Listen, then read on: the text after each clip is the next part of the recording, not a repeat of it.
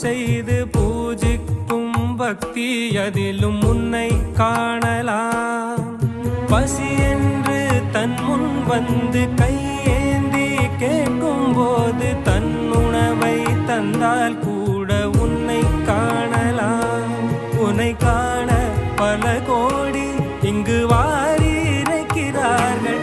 எளிதாக உன்னை சேர இங்கு யாரு நினைக்கிறார்கள்.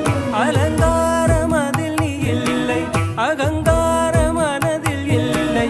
துளி கள்ளம் கபடம் கலந்திடாத அன்பில் இருக்கிறாய். உணர்ந்தேன் உனையே உனையே மறந்தேன்.